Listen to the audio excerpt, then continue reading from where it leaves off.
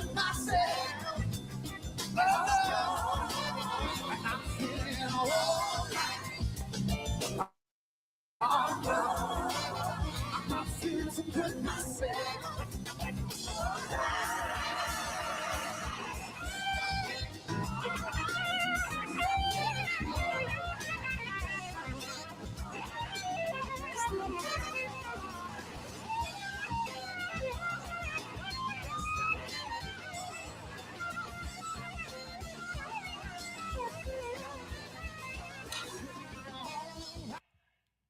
Cut my music. I don't know what that was. Everything's gonna be all right. Everything's gonna be all right. We're going live right here.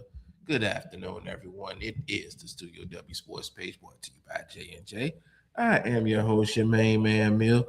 Riding shotgun with me always is Mr. Kevin Two Play Turns. To my left, to my right, Two in the building. I'm gonna switch that up next week. I'm just letting you know that right now. Like the intro. I'm just having a rough morning, man. Having a rough morning.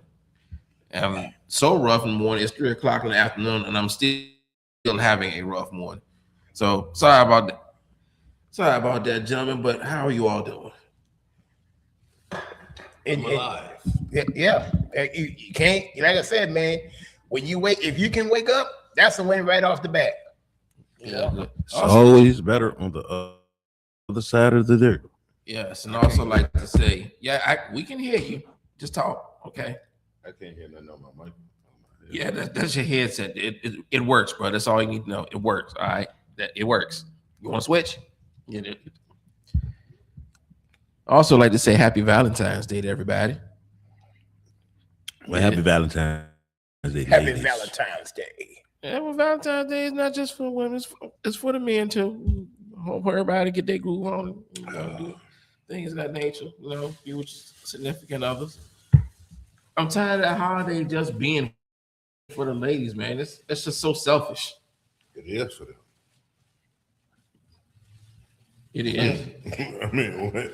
it can't happen without them. It's their day. It's our day. All right. It's more. I would want to say it's a couple's lovers thing, basically. You keep on checking out temperature on that one. One can't get done without the other. It's a mutual thing. It's 50-50. The love has to be there on both ends.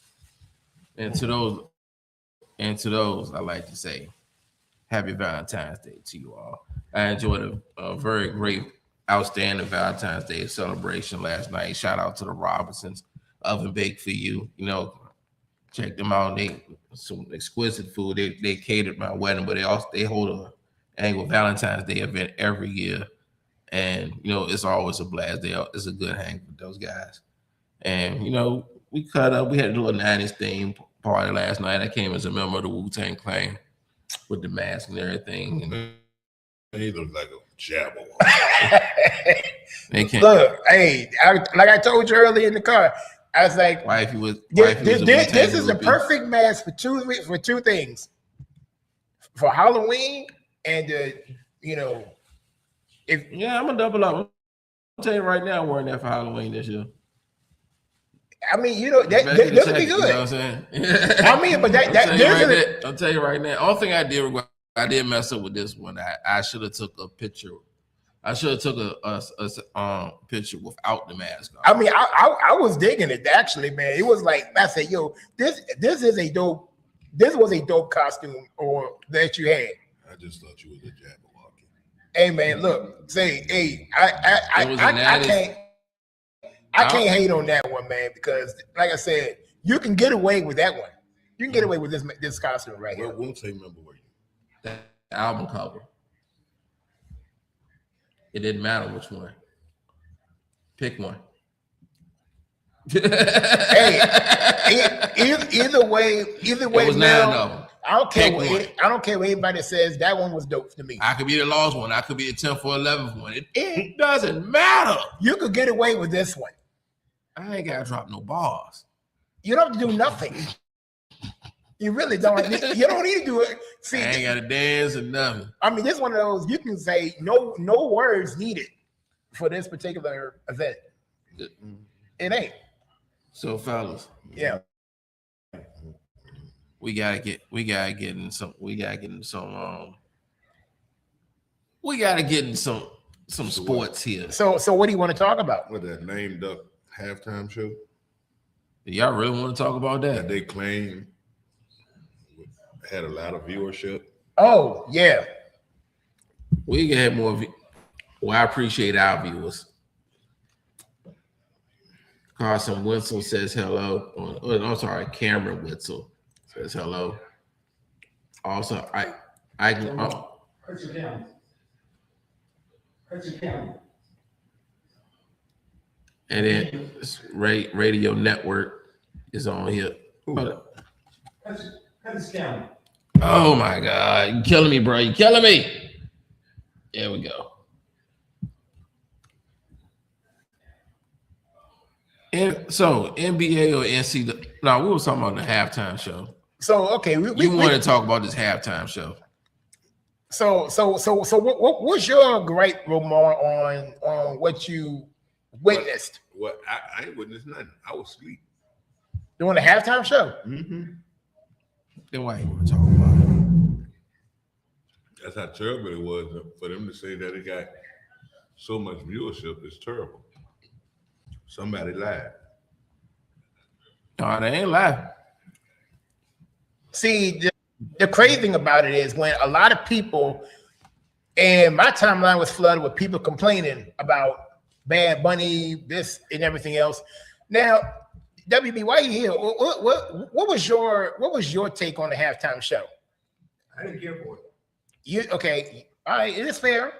It's fair. Now, was it because that you didn't understand what he was saying, or did you? No,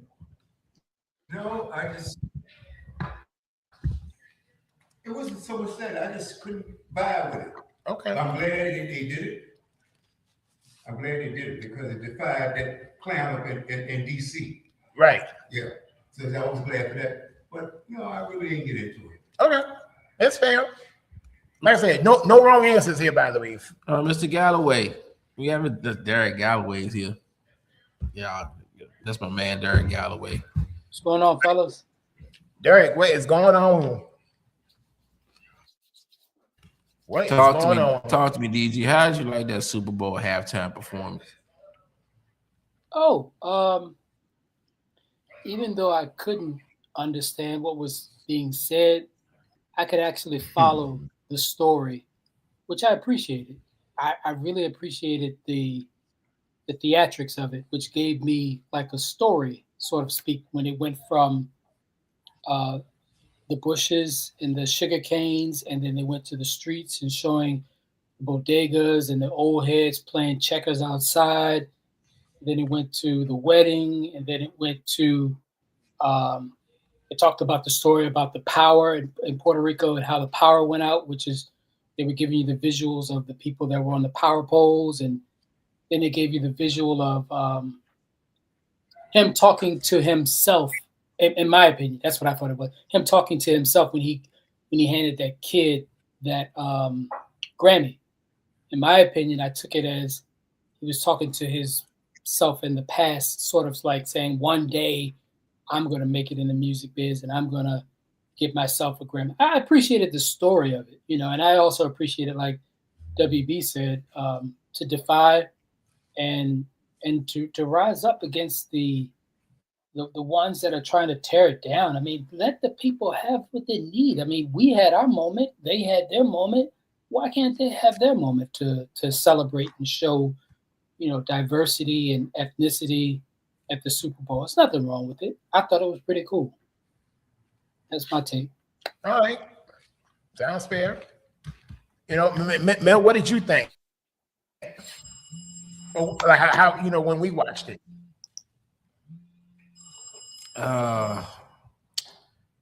They could have left out with a smile without it. I mean, Lady Gaga could have left out with a smile at home. I mean, we're here to party. I'm not think about what's going to happen when the world ends. You know, that particular song did not belong in the Super Bowl halftime performance, but Lady Gaga did belong in there, just not that particular song. And they did it off of.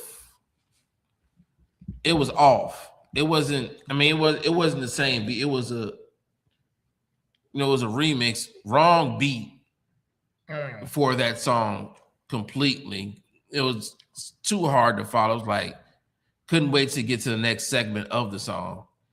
They had like 13, 15 songs in the whole performance itself. I'm happy for them. I'm glad they did it. But yeah, that's if I had anything to say about it. That one particular song they could have left out there. Which reminded me that like we had there was a sheet that Mill and I and the crew we filled out, and a lot of thought-provoking questions. Good questions, by the way. Like one of them was, how many songs do you think they was going to play in that particular segment? And everybody was off except for like one. I had like 9 songs. I figured, okay, 9 songs in 13, 14 minutes, whatever. And then some of the songs, they felt like they was rushed. Now one of my favorites was, they were all rushed. Well, yeah, but I mean, you could tell they crammed them in all together. But like there was the one song I really liked was Gasolina. But then again, I mean, it was from back years ago. I mean, you brought that one back. I was like, okay, yeah. But like Derek was saying, it was a story. Even though I didn't understand it, it felt like to me, it started like a WWE promo. That's what it looked like to me. But because again, and I say WWE promo because us, diehards remember he was part of WrestleMania a couple of years ago, right? Yeah, and he beat Damian Priest. Well, I thought he was his partner at one point. At that time, yeah, because but yeah, he was part of WrestleMania. So that's one reason why I'm thinking like the way it started, it felt like a promo. But then as the story kept going, it was like, okay, I didn't understand what he said at the time, but you could feel something was being written as he was, going through the motions or whatever. But a lot of people was complaining on my timeline all week long about, him and think about all the stuff they complain about it seemed like they complain about the wrong things. And that's what's driving me nuts because it's almost like, people was complaining about Kendrick Lamar last year. Then I remember that they were complaining about Rihanna. They complained about Beyonce. They complained about Beyonce a few years ago. Yeah, they complained about everybody. Here's the thing. I'll say that on this, if I may, and I don't want to offend anybody, but it seems as if, in my opinion, from my point of view of what I'm watching, if it's not Kiss or U2 or Def Leppard, or if it's not Garth Brooks or whatever, people have a certain demographic has a lot to complain about. And I don't know if it's coming from an endearment or don't understand it or I can't comprehend, or if it's coming from like just bigotry, racism rooted in that self. If it's the latter, where it's dealing with, people don't want to deal with it because it's people of color performing at halftime. My thing is this. Don't be halfway racist about it. Be all the way racist. And what I mean by that is don't stop and get a taco. Don't listen to rap albums. Don't wear the clothes that we make popular. Don't get yourself or your children involved in our culture. Be all the way racist and not even involve yourself in the inventions that, as we know of with Black History Month, that we invented. Don't even do that. I mean, if you're going to be racist, be all the way out the door. But again, I don't know. What I'm saying is, if it's that and you're that a part of that, come all the way out and tell us. Don't just be covert racist, hide behind your comments or say slick stuff on the comments and on the Instagram or Facebook or whatever. Come all the way out. Tell your job. Tell the world. Hey, my name is Peter Paul, whatever, and I hate this group of people. Come all the way out with it. That's my take on it. And I hate saying that, but I'm at the point now where it's the divide is really making this country so awful and so unbearable to live in these times. And I know we've always had racism, but it's just so much up front now and in front of everybody's faces. It's just sad. Yeah, it's very sad. It's very sad. And I want to say, I think it goes a little bit beyond racism. I think it's just more people. It's just we have one side of the country that stands for that wants to stand for what the Constitution stands for. All life, liberty, pursuit of happiness, therefore that, etc. And then there's another group of people that just want power. And if you're not willing to kiss a certain person, you know what, then it is what it is. But overall, I don't think it's going to. I think it's going to get worse before it gets better. That's just my take on it. But shout out to the Seattle Seahawks. They did their thing. Two-time champions. The general manager, I think, became the second general manager in NFL history to win a Super Bowl with two different, completely franchises. I think his name's John Schneider. Is that Seahawks? It is. Yeah. Who else did he win with? The Pete Carroll, Russell Wilson regime. That's a totally different regime. Okay. They won with from the head coach all the way on down to everybody on the coach staff. This, that, and the third. Yeah, he just cleaned house too with Metcalf and the other receiver. What's his name? Lockett. Russell. I mean, he recouped a lot. But let's be clear. Pete Carroll picked a lot of those draft picks from 2-3 years ago. Yeah, Pete Carroll brought in. I mean, maybe he didn't get them over the hump, but he did get Jackson Smith and Jigba. He did get the corner, and he got the linebacker, and he got that DN. He put a lot of the foundation together. It just took for them to change in coaching at the top and also change in philosophy on offense for them to really take off. And I think they really benefited with the Metcalf and Russell Wilson trades. Those extra picks. I was about to say that one of the headlines was this. Then this was a crazy headline. They said Russell Wilson cost them one Super Bowl, so he gifted them another by getting traded. Oh. Well, you also keep in mind too, because Geno Smith,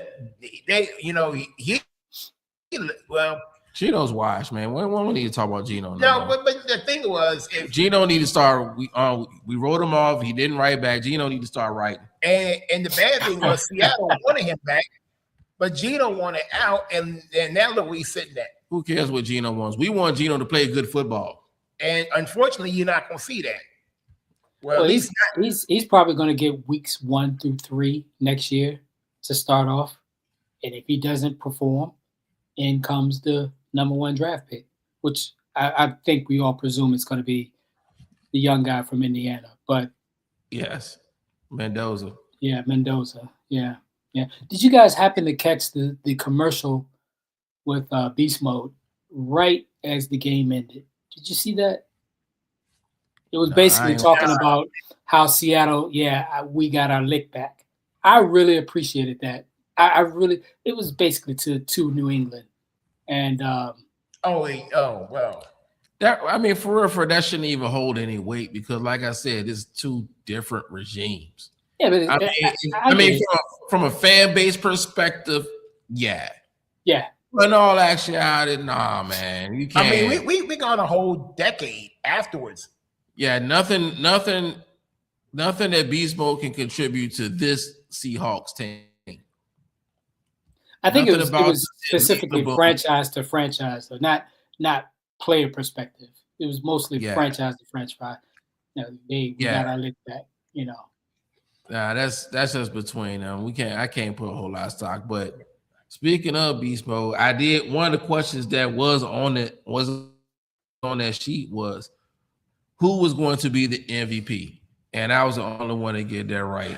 I had Kenneth Walker III as the MVP because I had Seattle winning. And I looked at how everything was going to go. Baby Beast Mode. There was no way Seattle was going to win this football game without running the football. So, like I said, Kenneth Walker had to have a game, and he did. Yeah, Sam Darnold wasn't for a whole. Yeah, the only other person I could have gave the MVP to was the kicker. Yeah, and whoever had the low end at going into the fourth quarter was in a really good spot because a combined score of 12 points going to the fourth quarter. Who had that on the bingo card? I had 72. How off was I? Listen, don't feel bad. I was 60 points off, bro. Hey, listen, don't feel bad with this one. I was 60 points off. What's the feel good about? Yeah. Can you help me out, Galloway? Oh, man. What's there to feel good about? Don't feel bad. Listen, hey, I mean, this kind of now Seattle can score pretty well, but the way things were going on New England side, the signs were there before the actual game, because again, they were struggling before they got to the Super Bowl. When they barely beat Denver. Their defense kept them in it. They got handed 2 games. They should have lost to Houston. They should have lost to Houston. Yeah, but they got gift wrapped that game. They had the easiest. And then they got gift wrapped. Then they got gift wrapped the game in Denver. Yeah, it's pretty tough to lose when you get 4 interceptions by halftime. So with the Houston game. Funny fact. Jaden Daniels, out of everybody in that draft class from last year, still has the highest QBR for any quarterback from that draft class in the playoffs. And Drake May has the worst at 38.7% of a QBR rating. It's turning out to be a draft class that could be worth something, because I think we got 3, maybe 4 players have made it from that draft class as far as quarterbacks are concerned to their respective championships. Knicks, Drake May, Jaden, and was there anybody else? Nope. Just those 3. Okay, just those 3. Those were the main 3. But out of those 3, Drake May got the lowest QBR. And they almost gave him the MVP. I don't know if y'all paid attention to that.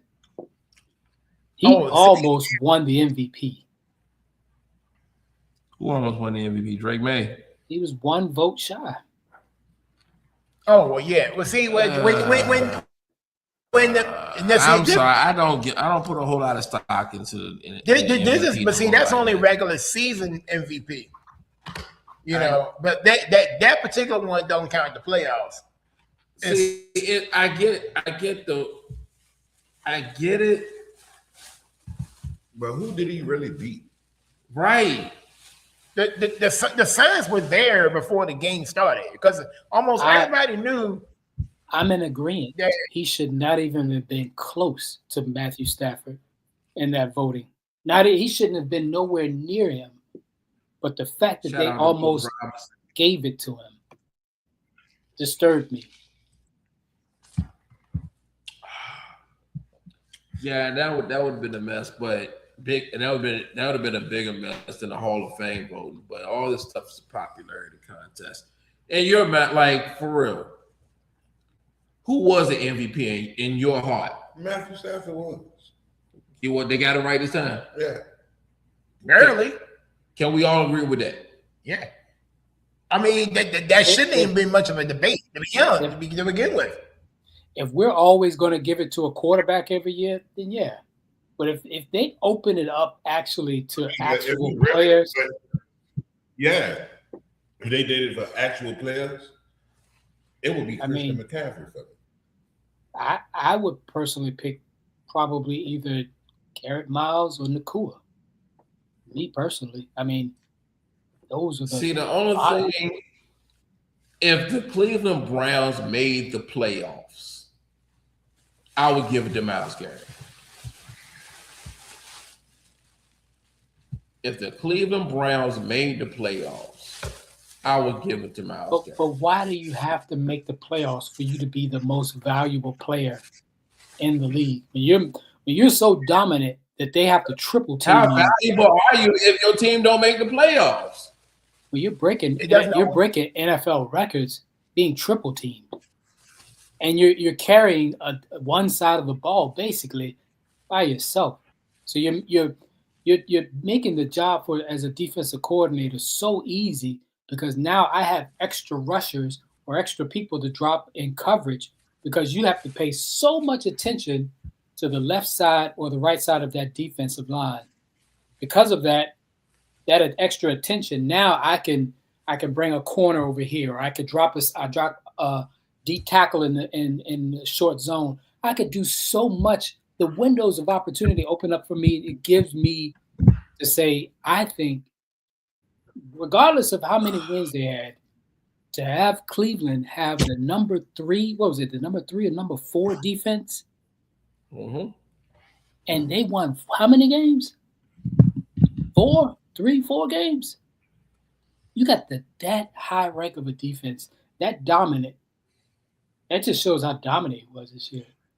Hey, I'm just gonna say this one thing. Everybody love bundt cake. just a reminder for next month. Oh, okay.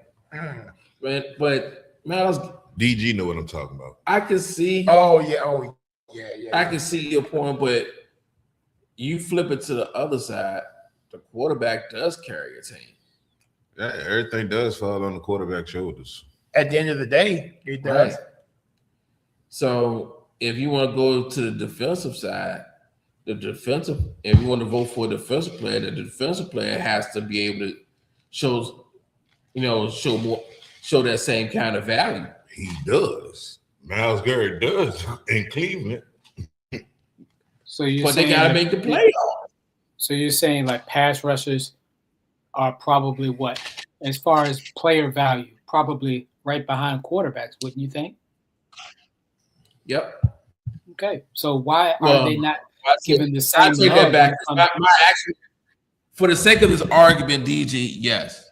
I gotta say it that way. For the sake of this argument, DG, yes. But you want my overall opinion, that you want my actual take, then that would be an emphatic no. Because mine is completely different.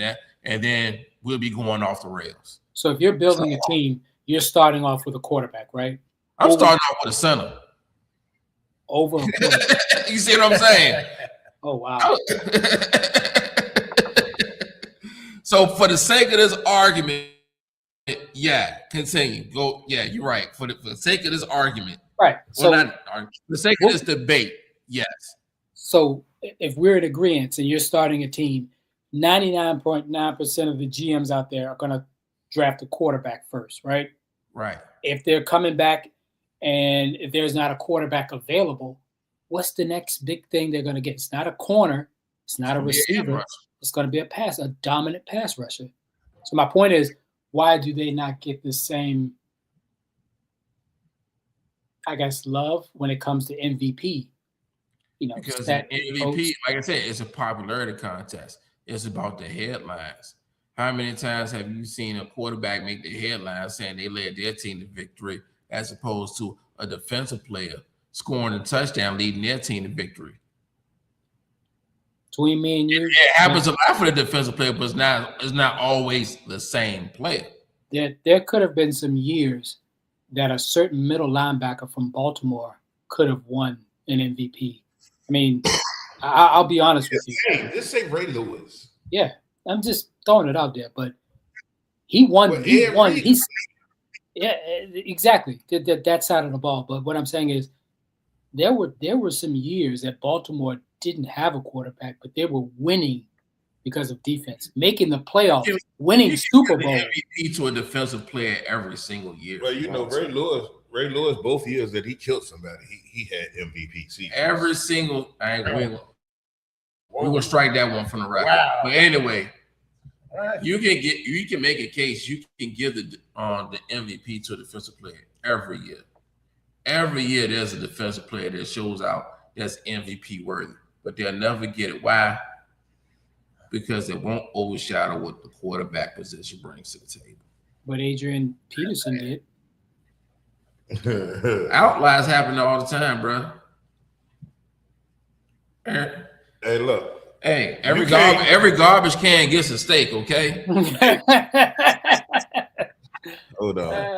No, you can't disrespect what Adrian Peterson did. I'm not disrespecting outliers happen. To come back from a flat tire and to do what he did in 9 months.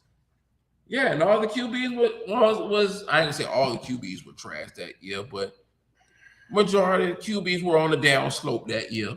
Aaron Rodgers had a good year that year.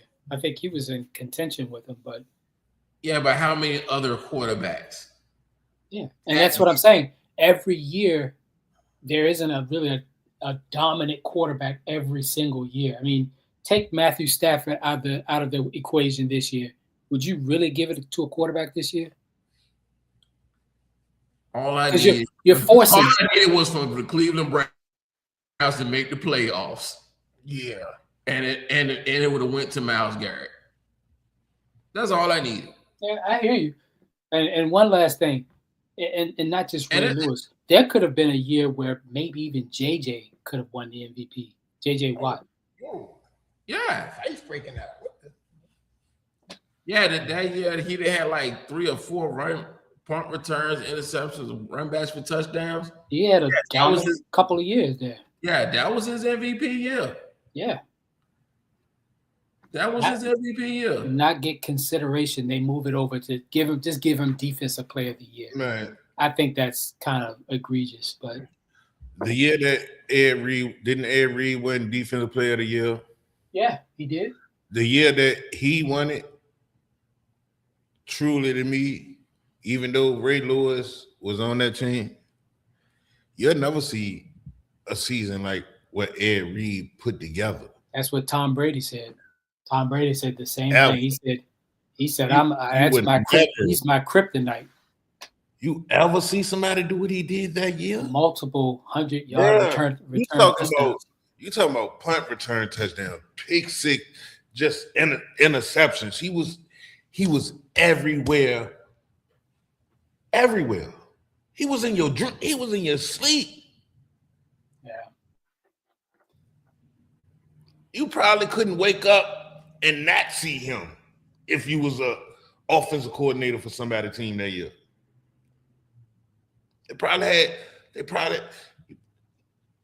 cutouts of him when they got out the shower. Because that's the first thing you had to think about. You weren't thinking about Ray Lewis that year. You was thinking about what? Where Ed Reed gonna be at on the field? You had to think about both of them because Ray Lewis won it the year before. So yeah, he didn't have a tremendous drop off. He just his turn. You know, I still you can Richard Sherman, any other safeties, corners. It's nothing better than Ed Reed. You can't name. There's only one person that might be better than him, but they had my boy had a short lived career. And who was that? Sean Taylor. And Ed Reed might tell you that his own stuff out his mouth. Potential was there. Honestly, yeah, it was. But gotta see it through. So is it safe to say that Ed Reed's the greatest cornerback in the game? No, safety. I think he's the greatest free safety that ever played. Even better than Ronnie Lott, in my opinion. And I hate to say that, but yeah. And you put it up there because the best two free safeties out of the best three, Ed Reed, Ronnie Lott, and Steve Atwater. Hands down. No, I put Palomalu up there over Atwater. Atwater was more of a strong safety. Palomalu ain't hitting like Atwater. Atwater couldn't catch. Yeah, but Palomalu, it's the hair. Palomalu ain't never meet a Nigerian nightmare neither, did he? But that's a tackle. But he was always there though. Palomalu made game-changing plays. Whether it was a sack you needed, fumble, interception. I ain't saying he dropped. He took a lot of gambles too, but yeah. I mean, if we're talking hardest hitting safeties, yes, I put Atwater probably near the top. But it's just overall impact, turnovers, game-changing plays, game-saving plays, make the quarterback go to the other side of the field. But you gotta also think about, a lot of those situations that Palomalu did is because during those times, Pittsburgh had a great front four or a great front seven in front of him. Yeah, a great front 10 in front of him. I mean, that defense was otherworldly. And sometimes you gotta have those elements for it to work. It allowed him to freelance and do what he wanted to do. Those Broncos had those elements back then, man. I mean, there were a lot of problems over there. So one can't work really that well without the other. Yeah, I wouldn't say he was the hardest hitting. He's amongst, but he wasn't the hardest hitter. I mean, well, everybody know Ronnie that was the hardest. Well, nope, take that back. Here he comes. You about to name that? I give it to my boy again. Who? Sean Taylor. Nah, it's that guy that paralyzed that guy. Exactly, Jack Tatum. He was the hardest. Yeah, he was the hardest. When I seen that 30 for 30 with the Raiders, and that dude was like he was knocking people equipment loose. Oh, that was another person that was doing that named Chuck Cecil. Yeah. He didn't do it like Tatum. Chuck Cecil was a little crazy with his though. He was Tatum. Yeah, CTE started with Jack Tatum. Remember, the first 5 weeks of the season, Chuck Cecil got fined every game for putting somebody out of it. Chuck Cecil was dirty though. He would hit you. He was leading with his helmet. Yeah, he was intentionally trying to take you out the game, intentionally. Well, so was Jack Tatum. Them boy, that whole defense, man. That whole defense was nasty work, bro. Yeah. Man, now don't forget, there's another guy. Who Brian Dawkins? He was Dawk was a great hitter. Great hitter, and he was a great intimidator too, because he prayed for you after he hit you, and he prayed for you before he hit you. Yeah, he prayed for you before the game. Hey, but it was one in Seattle. I gotta say, Cam Chancellor was Bam. Yeah, Cam, boy. Both of those safeties in Seattle. Ed Thomas was a lurker. He was great at They knew how to hit. Them boys knew at least. Richard Sherman was not a hitter. Richard Sherman was the weakest out of all of them on that. Richard Sherman that wasn't his strength. Richard Sherman was just coverage, but you old sucker. He flowed. He would flow you to that middle.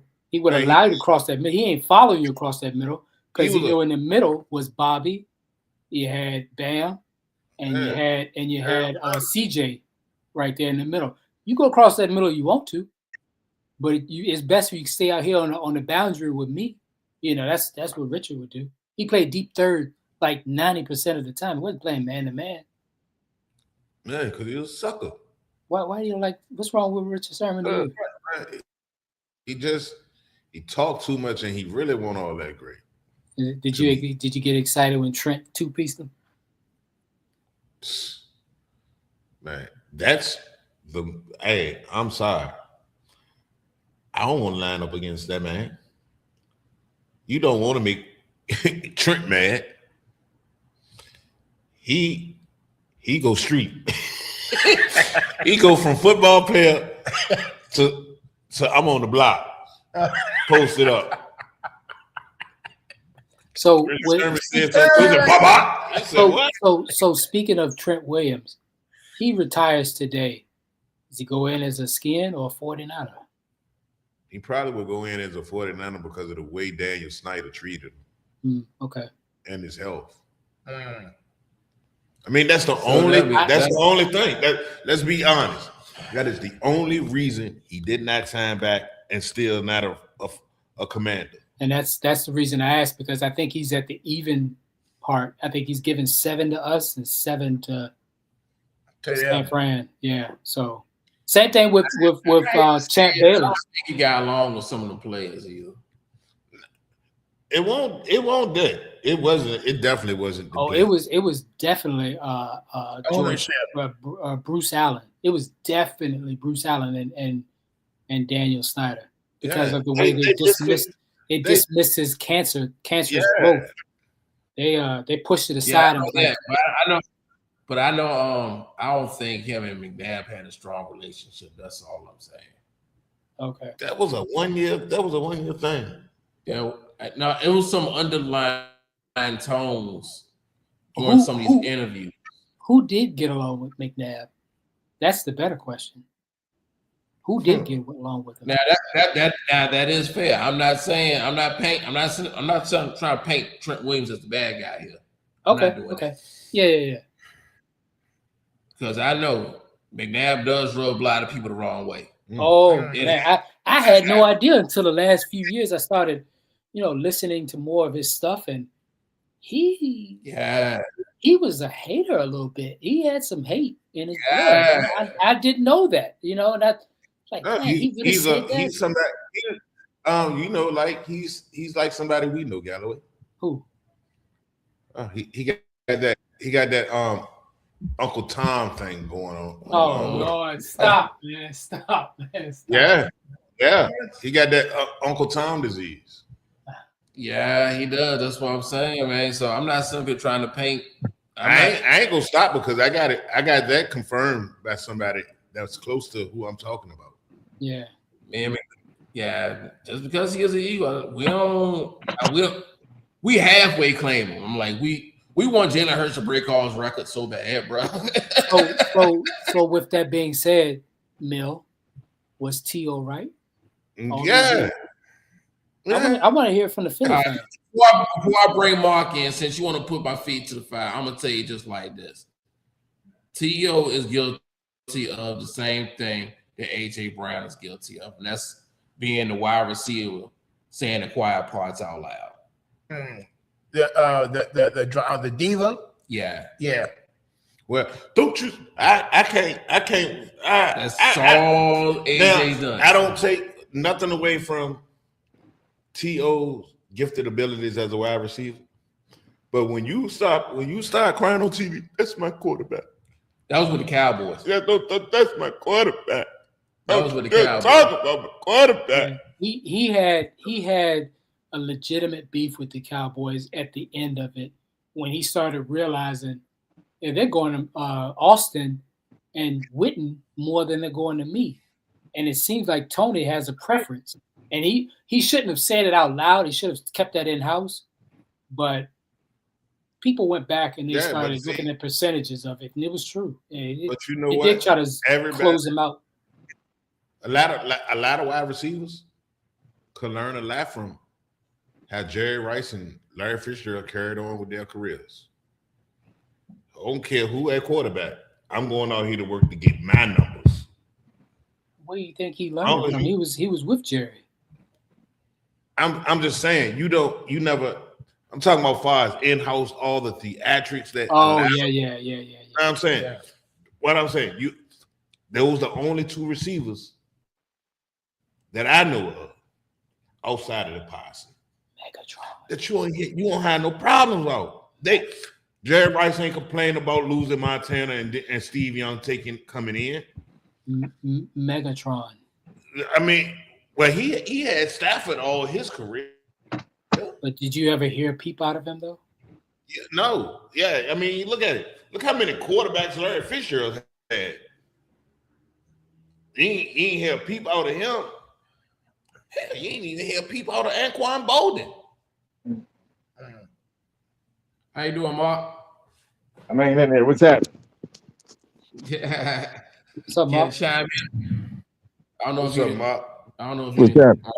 I don't know if you closed the spiel. Can you care to chime in on this debate, this discussion? Now, what's happening now? What's going on?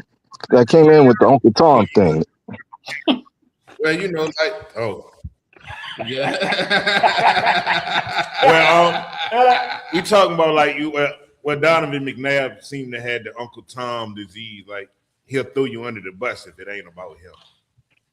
Yeah. And then you know, and of course the prima donna wide receivers. We talked about the best free safeties of all time. We talked about prima donna receivers. We talked about the MVP award, how it almost went to Drake May when, in my opinion, I think he shouldn't have been even close enough to win it almost, I think from one vote. We talked about Myles Garrett probably should have been on the ballot more because of what the year he had. Defensive players as a whole should be getting more recognition. All of that kind of in a mixed gumbo bag, Mark, what we were talking about. And somewhere mixed in that we all say that Jack Tatum was the greatest hitter of all time. Of safeties. Well, I put it to you like this. Being from Ohio, yeah, I'll go with Jack Tatum. He was a hitter. But you had some other guys out there that could lay that wood, man. Alvin Walton. Who's that? I was just saying that to make Roma smile. I don't know if y'all remember that name. Alvin Yeah. Walton. Yeah, he's from San Bernardino. I actually kind of knew him. I would say, Washington had one of the greatest cornerbacks ever played a game. He don't get a lot of recognition. I got his jersey, not Darryl Green either. It's Kenny Houston. Oh. Hall of Famer. Phenomenal corner. But as far as hitters go, you gotta look. I mean, it depends on the era. You have Fred Williamson, the Hammer, who was a hitter. You had Donnie Shell from Pittsburgh, who was a definite hitter.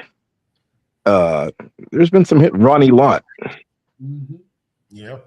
Was a hitter. You've had some guys out there. Steve Atwater was a hitter. Rob Wilson was kind of a hitter. No, but you know what? He was subject to getting burned too. You've had some hitters. You've had some DBs who were hitters. Philly had one, and Brian Dawkins. Yeah. Yeah. We mentioned him too. Yeah, we did. Ed Reed. Yeah, Ed Reed was a hitter. Cam Troy Polamalu was a hitter. He may have been the hardest hitter of all of them. His career just got cut short. Cam Chancellor, a dude could hit. Yeah, there's been some hitters out there, right? There's been some hitters, but like I say, to me, it comes in era. So what era are you looking at? Because And we had Bob Sanders. Yeah, but he's to knock his own self out. Yeah. And now I think about it, I'm really concerned with CJ Gardner-Johnson. Why? Because I can make the case that he's a wannabe hitter. He gets into these zones in the game where he wants to be that hard hitting linebacker. He wants to get down into the box and he wants to lay the. Now he does make plays, but he is concussion prone. And when you got a guy like get burned too. Yeah. The Chicago Bears had some hitters though. You had Gary Fensick and Dave Durson, Lenny Waterside. Them dudes could hit. Andre Dirty Waters. Yeah. Hey, but you noticed something that was pretty crazy between Andre Waters and Dave Dearson, both big time hitters. Both of them committed suicide. Yeah. Yeah, that's my cause for concern. Because when you got human concussion, these guys, you know, they're prone to concussions, and this CTE thing is real, man. That's the part that does not get addressed enough. It is. And I'm a fan of CJ Gardner-Johnson. Don't get me wrong. Thank you for the service both years. And I think he's a great player, but the way he plays the game got me cause for concern with him. Oh, we got the Rev joining us in today. How you doing, Rev? Oh, we got a packed house in today. What's going on, people? What's going on, people? What's going on, people? I just came to shout K Love out because you know what tomorrow is. Tomorrow is Side Chick Saturday, Side Chick Sunday. Side Chick Sunday. Side Chick Sunday. Hey, and look, it's funny. I didn't even post it quite yet. I'm Side Chick Sunday. Hey, you know, somebody told me about that. I ain't never heard about that till yesterday. Somebody said, "Well, yeah, I guess tomorrow this be Side Piece Sunday." What? Side Piece Rev. My question to you, sir, is are you gonna say this in church tomorrow? Say what? Say what? man, come on, man.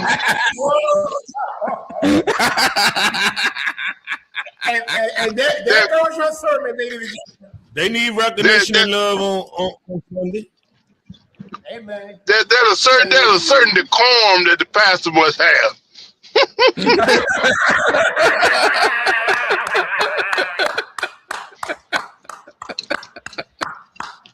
I can get on here and trip with my people on here. I can't do that on that pulpit. Y'all trying to get me kicked out.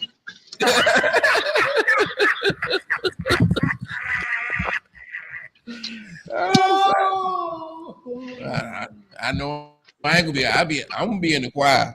I'm gonna be in the choir, Lord. I know I ain't gonna be able to sing, but I don't think that's something you can bring up in church. A Side Piece Sunday. I don't think that's gonna go well with the congregation. No. He might that collection part might go down a little bit. You bring that up.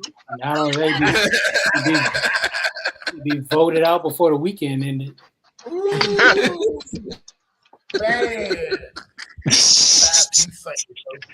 But it's gonna be a pastor that is going to try that. Oh yes. Oh yes. You know, foolishness comes in all types, forms, and types.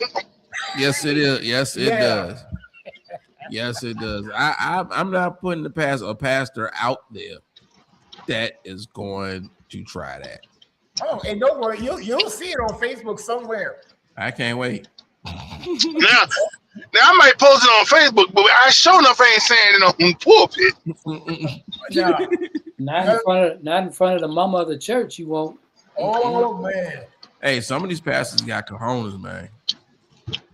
Some of these, I ain't gonna say pastors. Some of these preachers. Yeah. There you go. Because they'll talk about, but they ain't leading nobody. Pastor leads. Some of these preachers out there, they ain't got no followers for real, but they go around church and spew that. But nah, some of these folks out here, who we gotta pray on. So real. We done fell down the rabbit hole of, after the Super Bowl halftime performance, and we done went into who deserved the MVP to fall out of that, and somehow we got into the hardest hitters in the NFL. My question to you is, well, we can take it from the Super Bowl part, because I love what you said about the Super. What was your overall take of the Super Bowl? Let's start with that. First of all, that was an old school slobber knocker.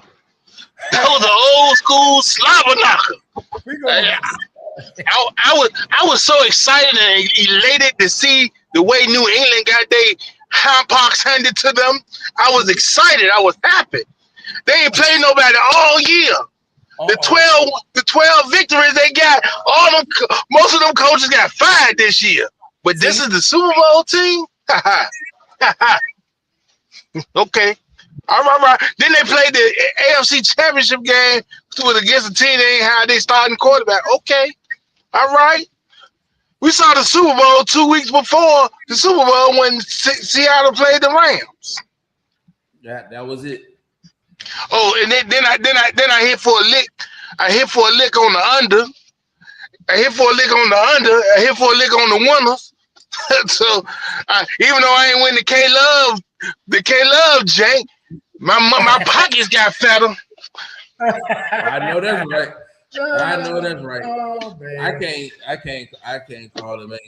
Winning Kevin's picking me, that's like solving a Rubik's Cube. I don't know. I don't know how to get it done. Oh, man.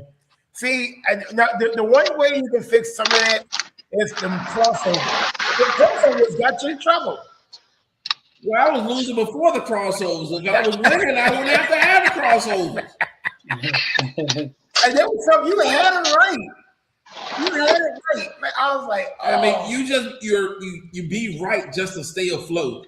And then you make drastic measures try to catch up, and you fall further and further down the hole. It's a trap.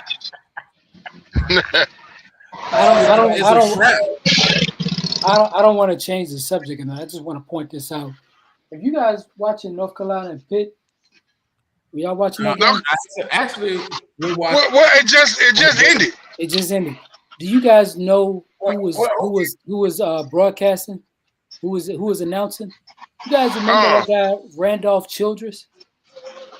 Oh, the crossover. That's the crossover man right there. I have not seen him in almost 20-something years. I totally forgot about him. Anyway, I didn't want to throw that. I just wanted to throw that out there. But the halftime show got my Google lingo up. Man, I was having a ball with the halftime show, having a good time. Did you follow the story? Yeah. I think Rev lost it more than all of us in this one. When the Gasolina came on, I bet you probably lost that one too. Yes, sir. Yeah, I was. Yes, sir. See, you hear that? All that was. I was eating my chips and salsa, having a good time with the Latino folk. And in 2 weeks, I'm going to hang with some Latino folks in 2 weeks. Where you heading to? Puerto Rico. Okay. Yeah. Oh. Now Rev doesn't really want to be outside. We poke fun at two places for him being outside, but Rev. Oh no. And look, it seems like Romo's been outside a little bit too for the last couple of weeks, so he's picking it up. But we don't get around like Rev. It's different levels to this. That is true, but yeah. Rev's got flight books for next year already. Oh yeah, that's true. So yeah, no one gets around like him. So I'm glad we enjoyed the halftime performance.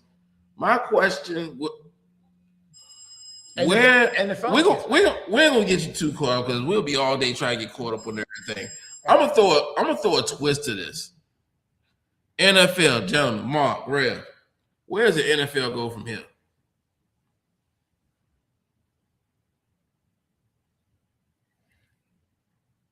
And there's a hush over Jerusalem. Say that again. Say that again. Where does the NFL go from here? Yep. After what? After the Super Bowl. After the season. Well, then you got that what do you that long drawn out stupid pre-draft stuff. That's too much. I mean that's ridiculous, really. But they really need to work on some of this officiating. I'm serious. They need to work on some of this officiating. And they need to, I don't know, there's a lot of things they need to tweak. There's some things they really need to tweak. I can see that. A couple of rule changes here and there. There's always going to be rule changes. Yeah, and then of course you got more international games coming. Yeah, and which I don't like. And not only that, there's rumor mills that somebody's playing a game on Wednesday, like right around somewhere around Labor Day, somewhere around that time.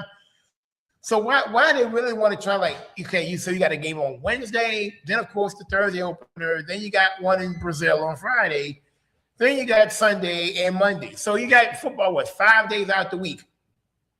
Yes, we don't like that. I think that's going to hurt.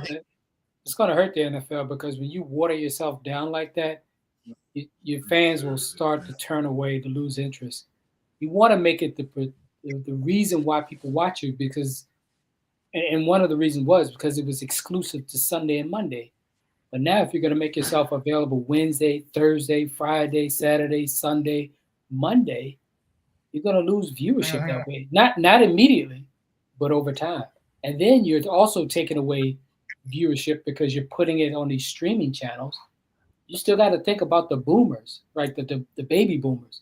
You really think those baby boomers have Peacock and Netflix and all of the other stuff? No, they're still watching physical TVs and stations. They're not doing that. I think the greed is starting to show with the NFL, not only in that aspect, but trying to jump into the foray where the NBA is, trying to take over Christmas days and taking over these days. And I just think they're going about it the wrong way.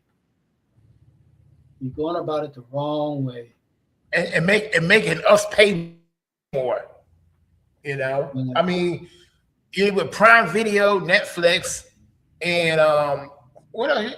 And Peacocks on top of it too. Amazon. Listen, Kevin, I grew up in an era, and I'm not trying to age myself here, but I grew up, first thing I looked at was Jimmy the Greek, and all of those guys watching everything was right there where I needed it. And then right after the games, I could go right to the Swarmy and everything to watch the highlights and everything that I needed.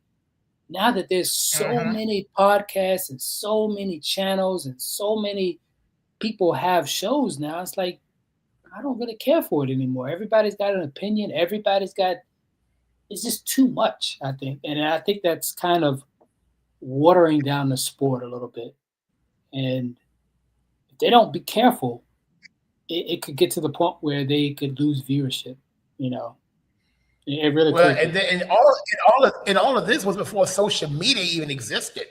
Yeah. Just imagine the podcasts that we listen to, social media we see every single day. It feels like 24 hours a day, Yeah. And it feels like this mentally, it's like it's no days off.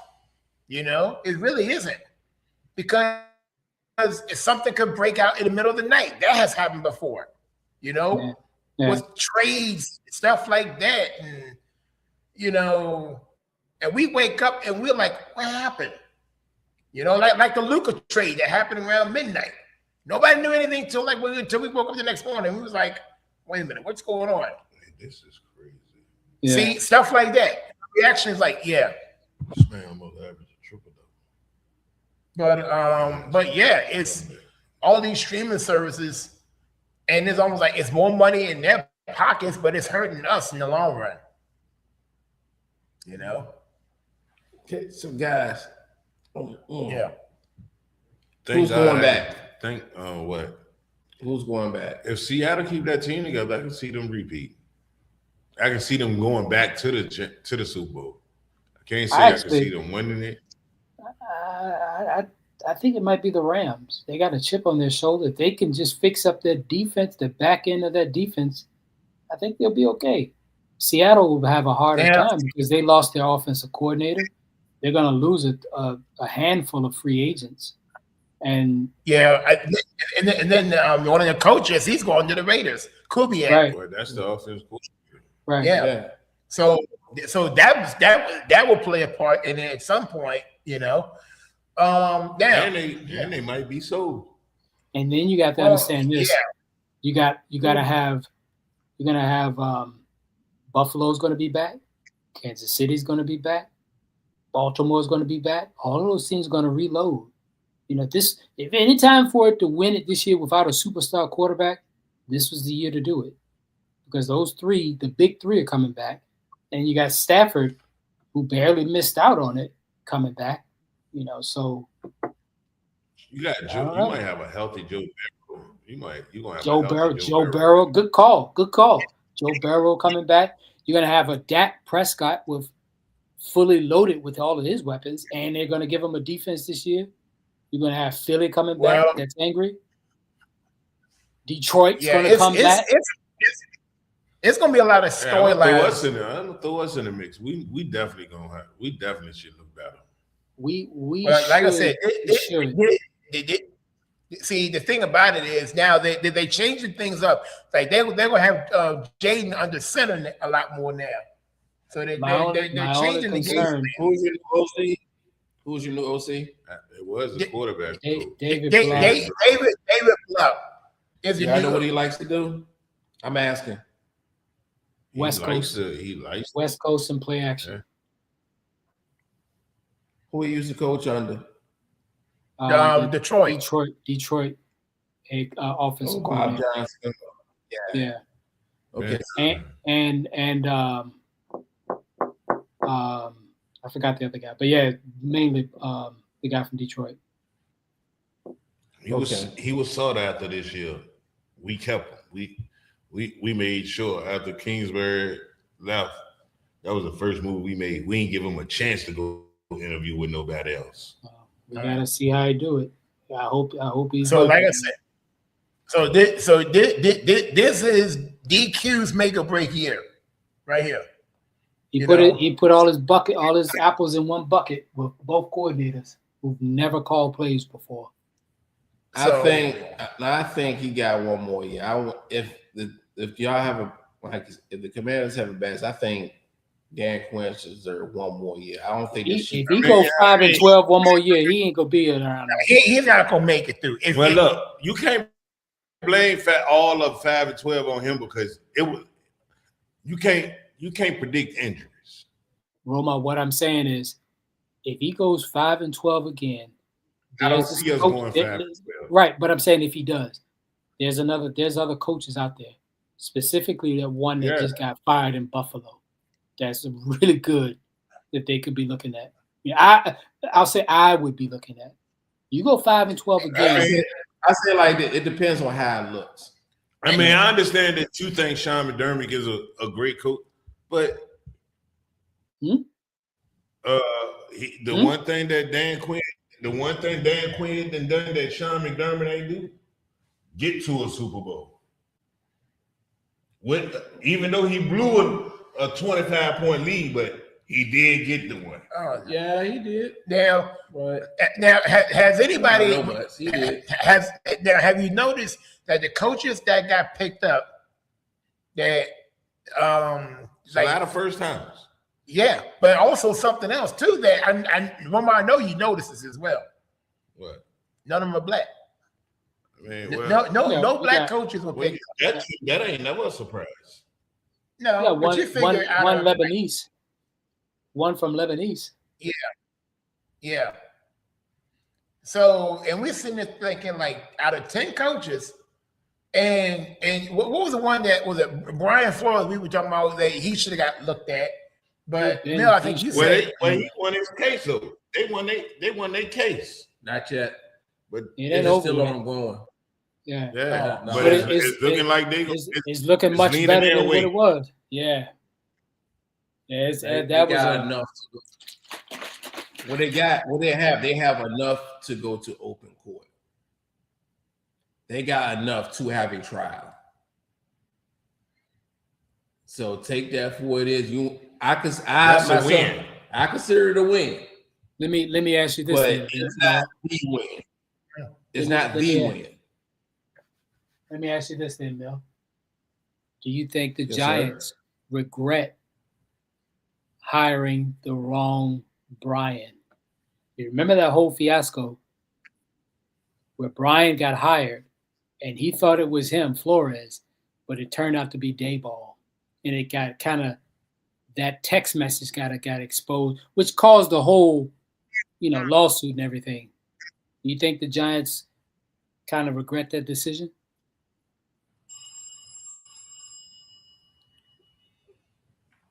Do they regret that? I think they should regret. They should regret hiring the wrong GM.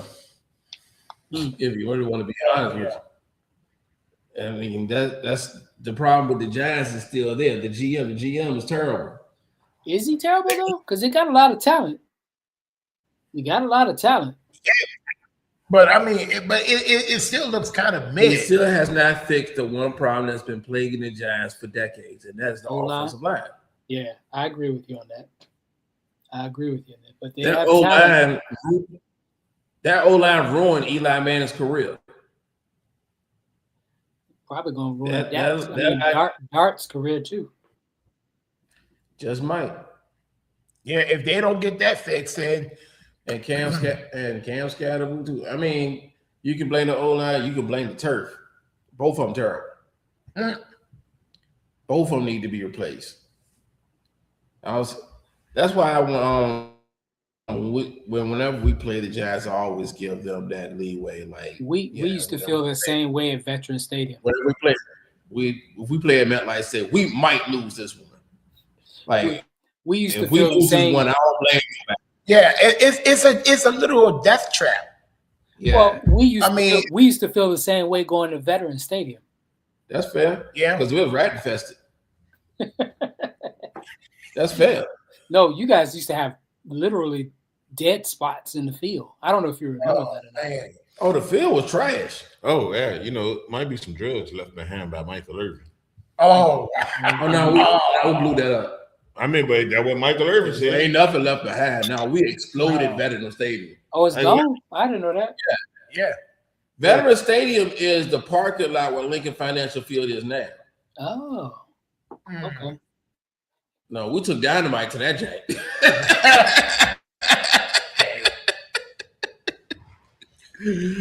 Oh no, the Veterans gone. Wow. They didn't throw nothing behind them. James got smoked too. Jeez. That jank is a corner of the parking lot now. You see, your boy Petula got a new job. I wanted to catch Rev on that before he left. Okay. So your thoughts on that, Mel? Houseway. That's my thoughts on it. How did this man get a job for anybody else? As bad as the job that he's done. Well, I'll do you one better. Well, he's a quarterback. Joe Witt got a job over in Pittsburgh. Ooh, really? He did. Let me ask you a question.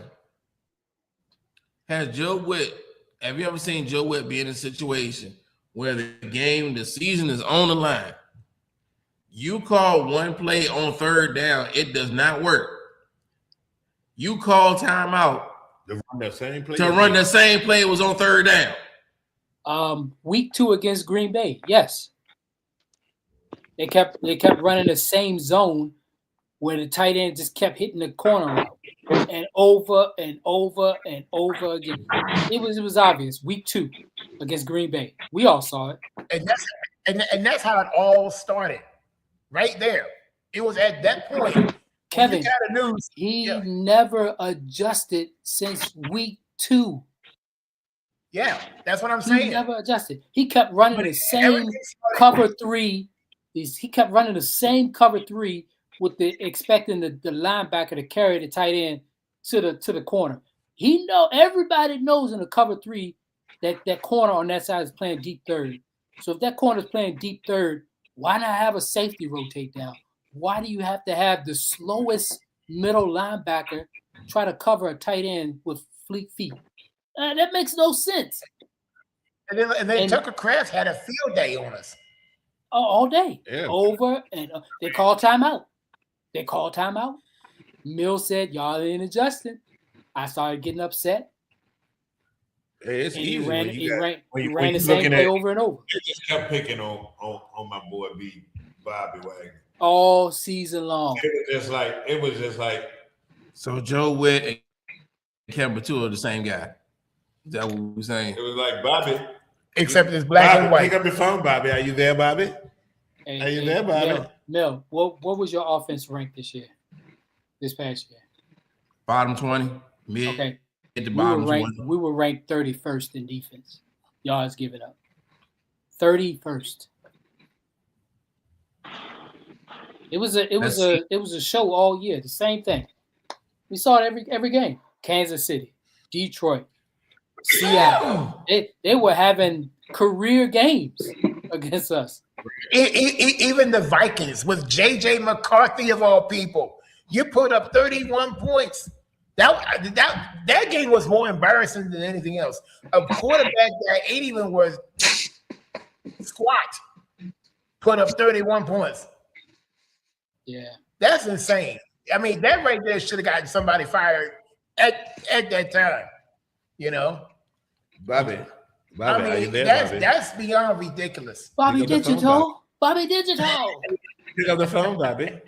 No, all right. So I'm gonna segue into something real quick. So we got, and I want Mark's take on this first. Go ahead. I'm gonna segue because I don't want Adam Silver to pick up the phone. Let me cut the camera on. Y'all, you probably know where I'm going with this. Let's go. Adam Silver, can you pick up the phone? I need you to answer. I need y'all to make sense of this to me. And I'm talking about the Detroit Pistons fight. Oh man. With I think it was in Charlotte, right? It was in Charlotte Hornets. It was on Monday night. Beef stew. Answer this question to me. I'm gonna get to beef stew in a second, but answer this question to me. How, for the life of me, before I get to beef stew, how for the life of me does the person that starts the fight get suspended the least amount of games? Can somebody break that down? Because he wasn't the one that came off the bench. I don't care where he came from. The thing when it happened, the reason he kept his hands to himself. The reason what Roma is saying is because of what happened at the Malice at the Palace. That's why he got the most games. You're not stands. Nobody that's not on the floor should not be. They're doing everything in their power to not recreate that situation, not create that situation ever again. And if anybody dares to come off that bench, that's the consequence they're putting up so you don't come off that bench or don't come out of the stands or don't, anywhere off of the court itself. But I agree with you. It makes no sense. You start the fight, but you get less, suspended games than the actual person that retaliates. That makes no sense. Yeah, well, I need Mark on this. I mean, Jalen Duren starts this. It seemed like he a big dude, but it seemed like he didn't want no smoke either for whatever reason. And that was a crazy. The thing that I think the worst part, the dude that caught the most, I know the suspensions, they got the dog on my man Duncan Robinson.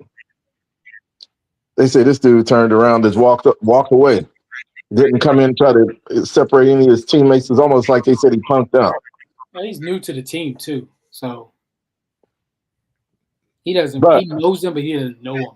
He's been there since last year. I thought it was this year. Yeah, this year. He been part of that team since last year. He got no. Romar is this year. Oh, he ain't about that life. Yeah, I don't think he want to mix it up either. He not that type. No. And it's nothing. And to be honest, there's nothing wrong with that. There's nothing wrong with that because you got security in place for things like that. And I don't want to miss no game checks. Right. That too. He was the smartest one in the room. Yeah, so as much as you want to clown him for that, you have to look at the big picture. Hey, yeah, clown me all you want, but guess what? I get paid next week. Yeah. Now, but at the same time, coaches like for players to stick up for each other too, because it provides a bond and a team chemistry, so to speak. Yes. Well, you heard what Beef Stew said. That's why y'all drafted me. Yes, and for the beef steward of it all I gotta say is, hey, he is the new bad boy of the NBA. He does not care. He will fight anywhere, anybody, at any time. And he was. He said, Dylan Brooks, sit your ass down somewhere, hold my beer, Draymond hit that torch. You done enough. I got it from here, my brother. I'm going to take this whole bad boy thing to new levels now. Yeah, of losing money. New levels of tricking up the bag. Yeah, you should have seen the way he yanked If up Aaron the Plumber was a basketball player, he'd be Isaiah Stewart. Oh my God! I remember a few years ago when he yanked up Draymond, and then the other year he tried to chase down LeBron. I think the only one that squared up with him was Westbrook. Yeah, he said, "I'm gonna make y'all forget about Pat Beverly." Oh, so how many games did he get suspended for it? Seven. And that beef stew, right? Yeah, beef stew. He got suspended. Hey, but I tell you what, I will say this: don't nobody want to square up with old Russ. I can tell you, Russell Westbrook ain't too many people squaring up with him. Oh no, that'd have been. I don't think that would end well. No, because Russ from Oakland, man, them boys don't play. Bro. Rolling 60. Russ don't play, bro. And even if you win, you still should be in fear of your life. Like I said, them rolling 60, they ain't gonna take no L's and just go home. Hey. You think it's over afterwards? Hey, but look, you know what's so crazy though? How Gilbert Arenas' son then played only a few games and might have played himself and being the number 1 draft pick. I don't think he's eligible, is he? Yeah. Time will tell. Freshman year, you can leave, you can be one and done. Don't matter how many games you play. I'm thinking about football. You're right. But for real, like he But ain't played that many games. Would it be wise for him to leave though this year? Why not get some more NIL money and get stronger and bigger and faster? Hey, he's 6'8" already. Depending on where the bag is. I mean, the NIL money is fine and dandy and all, but if you get the NBA bag with the endorsement, well, he ain't gonna be. You can already know that he ain't gonna listen to too much of what his daddy gonna say because he gonna be out the NBA as fast as his daddy was if he listened to him all day long. That's your guns, Daddy. Oh man, I ain't bringing no guns in the locker room, Daddy. No. Mm-hmm. That's the fans kicked out. Anybody have any comments about a couple things? Chris Paul and the way they kind of pushed him out, and number 2, it's sad. Keon Anthony and how he got DNP last week, and no one's really said anything about it. Who you mean Cayenne? Cayenne, sorry, what did I say? Cayenne. You talking about Melo's son? Yes. I don't know what the situation is right there with him and up there in Syracuse because at one point they giving him all the praise. He's getting a lot of playing time, stuff like that. I don't know. Pretty much, apparently, it might be the best product. What his father said. His father had said something on one of the chats, and I think that might have been a retaliation. I hope not. Well, it could be worse. So he could get red shirt like Bryce James. So are they trying to make an example out of him? Is that what it is? I think he chose it. Didn't he choose to do that, Mill? He chose to do that, didn't he? Oh, he was red shirt. Oh, okay. If he chose to or not, he red shirted. You the son. We expect you to play, not red shirt. Anybody talk about the dude that got a 9th year eligibility in college football? This is beyond ridiculous. Now see, that's ridiculous too. The night they do that senior night, that cat, they need to be doing a retirement ceremony for this. He better have a wheelchair by his locker, not a rocking chair. Come on, but they give the quarterback from Ole Miss hell to come back for his 4th or 5th year. But this guy he got it now. Yeah, he got it. Look what he had to do to get it. He had to sue. What the state of Mississippi gave it to him. Now, my thing is this: if you got, I'll tell you what, I ain't trying to be funny. But if I was him, I would have went to the NFL. But you know what? Who trash? Ain't trash. No, he's tight. He's undersized. He's not trash. He's just undersized. Meaning he won't be one of the top picks is what he's expecting to be. But I wouldn't say trash, but just undersized compared to the others that are coming out. And then on top of that, would you want to be that quarterback that goes to the Jets, Mill? I want to be in the NFL, but hey, sometimes you ain't got no choice over that. Yeah.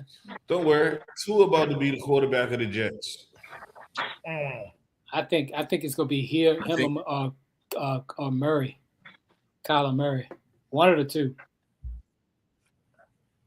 Well, I think one of them two not gonna be there next season. I think one or two not gonna be in the league next season.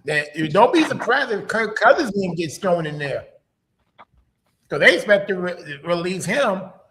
But somebody pointed out that he might be the next Jets.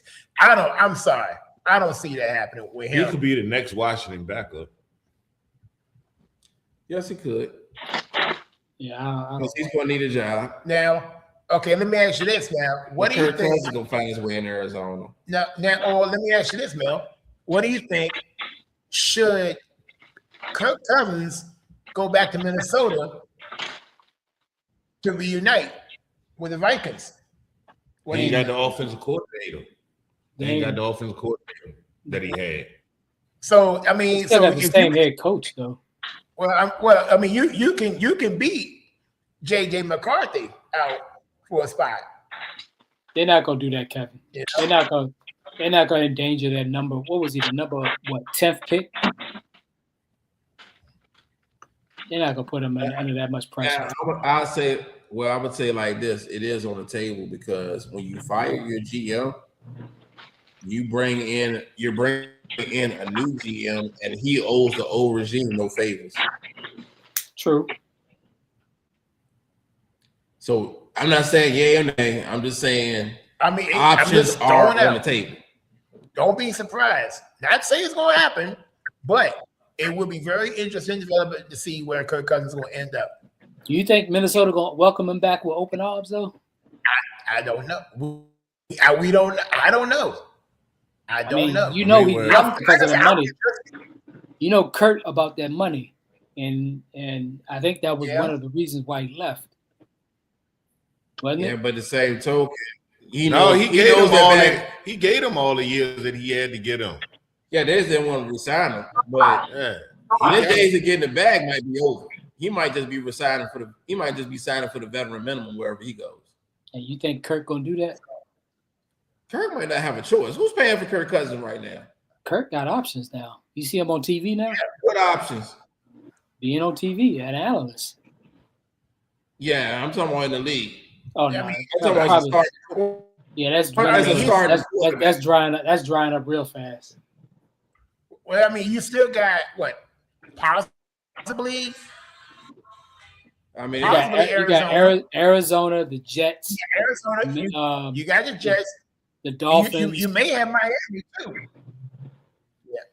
I'm gonna throw a dark horse, and I want Mark to chime in on this. I'm gonna throw in Houston. Woo! Mark, do you think that the Houston Texans could make a free agent splash at quarterback? Hey, that's a good possibility. The challenge is CJ Stroud because he has not been impressed. He has not impressed enough to get a bag. His challenger is on the bench. But Davis Mills? You see what he did last year when he came in for them 5 games? Yeah, he went undefeated. I don't think. I don't know why they didn't go back to him during that playoff game. I mean, I think it's more of a sign that it says maybe not Davis Mills might be the answer, but a better option. The quarterback could be the answer. Yeah.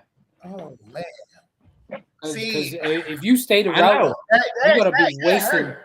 You're wasting a Super Bowl caliber defense. No. But what I'm saying, that's one of them angles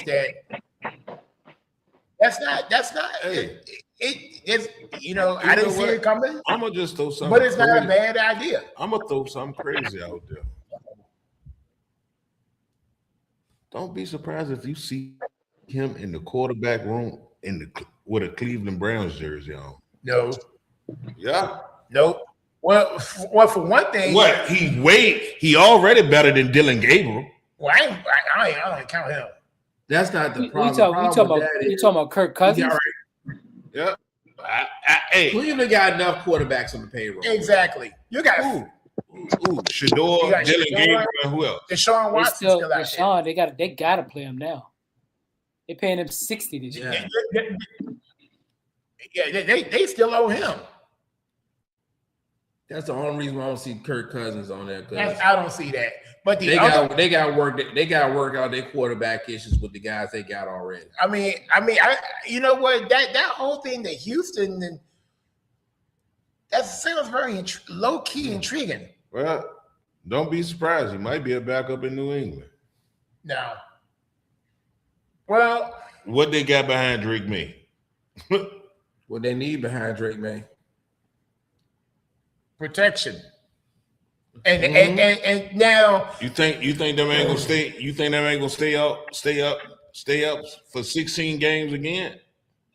Well, he barely got through this season. No, but Kirk Cousins is too big of a name to bring in there. He's too big of a name because you're not going to stop the QB controversy there. Can you say the same thing in Minnesota?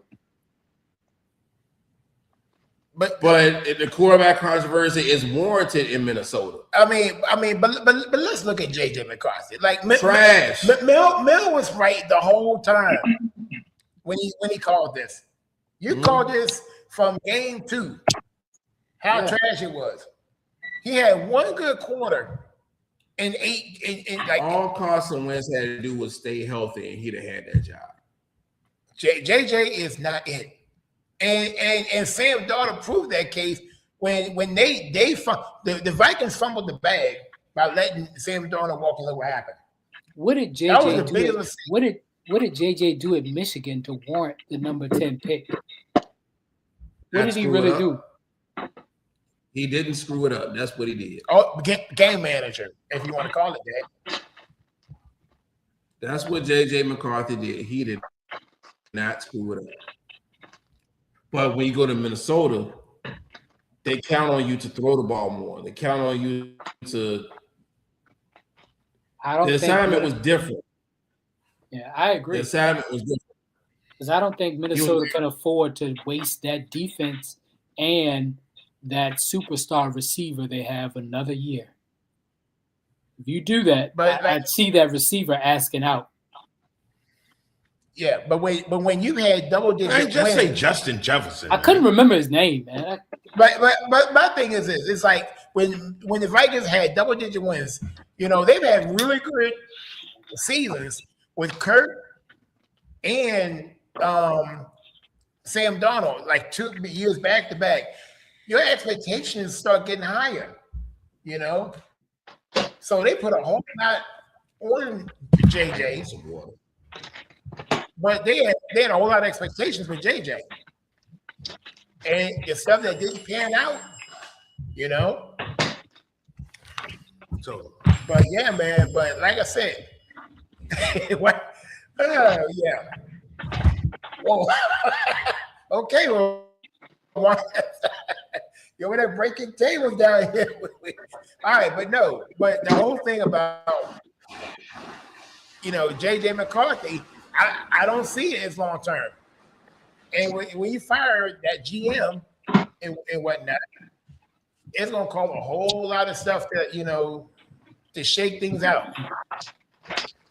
So anyway, okay. So, but I think to me, what really grabbed a lot of people's attention was the whole thing with Stephon and Cardi. Trash. with all the height Stephon been getting, 3 yards. 3 yards. Trash. 3 receptions, 36 yards. He wasn't even seen until the fourth quarter. Is that his fault, Kevin, or is that the quarterback not getting on the ball? Well, I mean, talking about the Super Bowl with 3 receptions. That Seattle defense getting on there, you know what? Yeah. That Seattle defense was giving them belt. So a BTA special. Yes. But on top of that, okay, if you want to go that route, let's start with the line. The line could Drake made in the biggest moment. He got, and look, and this is one of the questions on the sheet, Mel. Remember, how many sacks and whatnot? Well, who's going to get, the question was who's going to get sacked first. So we all had that right. Right? So both of us I think everybody had that right on the card. But the thing about it was, as the game was going on, the left side felt like it was getting weak, and they were getting beat by double teams, left and right. He got sacked 8 times. Morgan Moses, shout out to him, but he was the most experienced player on that offensive line with the Meadowbrook. Yeah. He did not have a good game. He had a better game than the left tackle. I think what should be questioned in the Super Bowl. Morgan Moses had a bad game because of the left tackle and the left guard. But I think what should be questioned in the Super Bowl is the offensive coordinator of New England. What adjustments did he make to help the O-lineman? Why didn't he get Travion Henderson the ball more? I mean, did he even touch the ball in the second and third quarter? I mean, the thing was, you guys may not have known this, but I knew this. Travion was not going to get a whole lot of playing time because he's kind of suspect with blitz pickup. We knew these, and I knew Seattle was going to come after Drake May because that's what you do when you have a quarterback with a shoulder.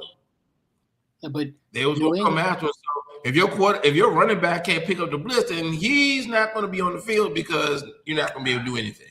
And that's understandable, but according to what Chris Collinsworth is saying, that New England has a package where they go jumbo, right? Like six linemen or more. They went to it one time throughout that whole game, and the one time they went to it, it was successful, right? They just stopped. They stopped going. They just started spreading the ball, spreading, the receivers out and everything else, which made no sense. I mean, I don't know. I just didn't see an adjustment from the OC, which, according to everybody else, is supposed to be. I would be susceptible to that because when you run that jumbo package extensively, you do wear out your offensive line. Now, if you're thin at that offensive line position, then you can't really run that jumbo package too much because it gives you those guys time to kill the clock, run the clock out, and keep the other offense off the field. You keep your quarterback upright because you're running the ball. You give your quarterback a chance. If your line does not have the win to keep that up, if your line does not have the win to keep those plays up, you're no good. I'm pretty sure when you're running the ball, the O-linemen have win compared to dropping back trying to pass protect 90% of the time.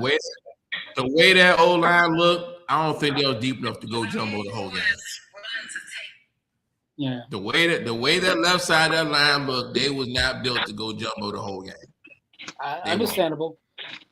Understandable, but try something else. I mean, you're in the third quarter and you still at like 48 yards with no points. I mean, what are we doing? We're on a wing and a prayer at this point. I mean, it was only at the time. It was only 9-0. So the defense is trying really hard to let y'all stay in the game. And just to go on the other side of the field, Sam Darnold, he was not impressive in that game at all. He he made some That's right. heck throws. He had Kenneth Walker. He had some everything. questionable throws out there, you know. Yeah, Kenneth Walker saved him. It was a lot of things that New England had their chances to pick the ball off. A lot. Jackson Smith and Jigma, where was he? He was hurt. Christian Gonzalez put the clamps on him. No, he was hurt, dude. You didn't see how he went to he got hurt in the middle of the game. He had a concussion. Yeah, he got hurt. So he really wasn't, and that was my pick for MVP. Because once I figured when he went down, that just took out my prediction right there. When he had to go to the locker room. Yeah, it is. Yeah, that did happen. So, but he wasn't doing much then before then. Christian Gonzalez did have a great game. I'm not going to take that away from him. I'm not going to take that away from him. He had a great postseason, to be honest with you. And we were supposed to draft him. Yeah. Bright spot on that defense. He was the bright spot on that defense. Hey, whoever that cornerback was, New England had that Gonzalez guy. Yeah. Man, he was shutting everybody down. Yeah. That's what we just talking about. Yeah. And that's what we dropped the ball at because we should have had drafted him when we had the chance. We chose Forbes a couple of years back. Yeah. Oh man. Emmanuel Forbes. Yeah. Yeah, I'm great. Similar to when y'all drafted that wide receiver instead of drafting Justin Jefferson. I mean, it happens. Exactly. That's why I'm asking y'all. Y'all all right? It took us a while to recover from that. Yeah. We drafted Jalen Reagor, Justin Jefferson right there. Yeah, I know that. I mean, that wasn't the first time we whiffed on a generational talent, but it's probably like the latest one. Hey, Dallas did it. They drafted a linebacker instead of Randy Moss. I mean, it happens. It happens. I don't know if it should have happened like that, but it happens. Yeah. Yeah, and the craziest stat that I read too, the last 18 out of 19 quarterbacks that made their Super Bowl debut, when they lost, they never made it back. Only one of them did. And who is that? And who was that QB who made it back after they lost in their debut? Oh, Jalen Hurts. Bingo. Yep. That's not necessarily saying that's going to happen next year, but I can say this roller coaster ain't over. I'm gonna leave it at that. I want to talk more about basketball. I don't want to talk about football no more, man.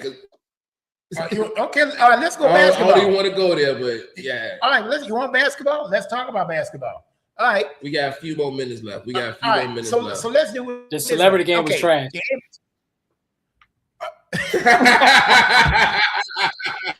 Super trash. Thank you, Gigi. Okay, so all right, explain to us why. Tell me what you saw. Nothing. No, exactly. Who are the celebrities? You tell me. Thank you. Okay. You tell me. I thought, look, now half the time I was laughing. I ain't gonna lie. I'm sitting there laughing, and some of the stuff there was so many. All that talk about the All-Star game not being well, they need to fix that. That celebrity game needs to be fixed. Do something. I mean, put Gilly in it. Put somebody else in it. Get me some some celebrity. Listen, basically, it just gave us hope. Like, man, look, we can come out of retirement on by ourselves and try to shoot some hoops. I mean, we could probably do the same thing. He's not better than some of the guys that we saw on the court last night. And then Giannis was cheating, going to taco the whole game. Like, what is that? Could you blame him? He had nobody else. I mean, you're right. That was Could you blame him? I mean, you got one guy on your team that can dunk flat-footed. He had a Brazilian soccer player that was shooting over the hoop. I mean, over the backboard. Like, come on, bro. And he kept gunning. Yeah, I watched it. I had nothing else to watch. Whoa. Yeah. That game got delayed by 20 minutes. We was watching highlights over there. The Providence game. Yeah. What is that in the back of dude's head? What is that? What game What is that? No, how you have a whole bald head with a neck mustache? A neck stash. I ain't never seen a neck stash. That's a Texas thing, dude. They do that in Texas, man. Oh well, he ain't in Texas. No, he ain't. But that's what they do. Yeah, remember that bring back the old rat tail style we used to have back in the day. This man had a whole back of the neck. So they neck stashes. They not mustaches. No, they neck beards. That was no stash. That was a beard. He had like a whole cow patch in the back. The whole back of the neck was still. Oh, y'all must be watching highlights of that fight that broke out. Yeah, we did. Oh, okay.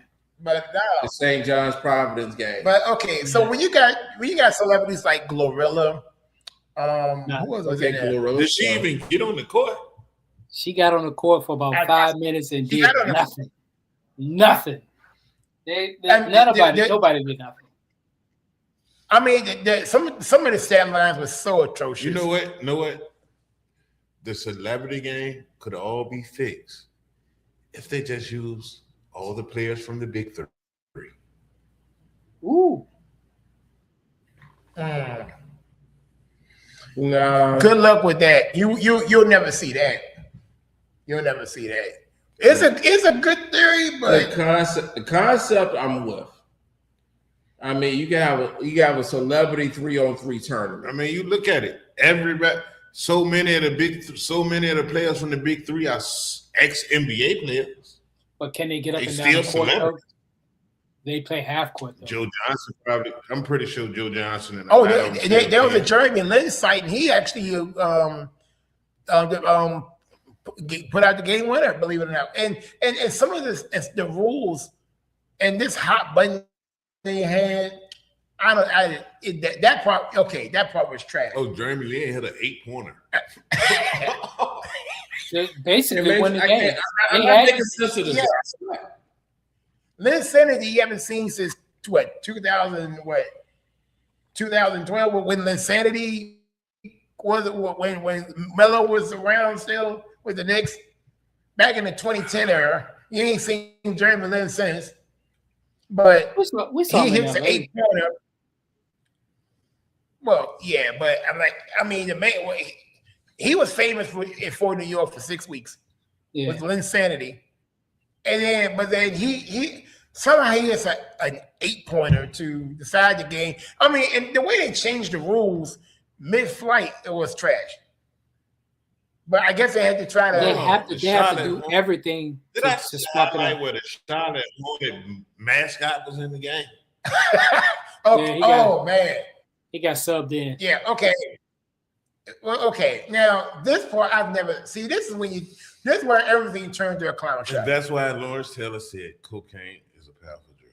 When you have mascot, you say no to drugs. Okay, all right. So back to Derek's. They got to be on drugs for the thing. Back to Derek's point is now more valid because when you have a mascot in the game, that's gotten to be beyond ridiculous. But why not? It's a celebrity game. Yes, but a mascot in the middle of the he's a celebrity mascot. It's still stupid. Ooh. I mean, basically, you put almost anybody on the court at this point. So when you put a mascot like that on the floor, they can't. That's basically 4-on-5 because they can't grab the ball, can't shoot the ball, can't catch it. So you can't do anything. Right. I don't know. Yeah. Again. But I mean, I can see why you feel like it was a joke. I was sitting there laughing because it was more. That was more only thing entertaining that was on a Friday night versus SmackDown, of course. But I was flipping challenge with that. Anyway, now as far as the All-Star game itself, that has turned. Now, do y'all feel it's slowly turning into the Pro Bowl? Well, it depends on how it goes tonight with the U.S. versus the world. One is just as big as a joke as the other. Oh, they supposed to play that tonight. The 3 no, it's tomorrow night. It's tomorrow. Here's the thing: LeBron broke the All-Star game. Big Vic about to fix it.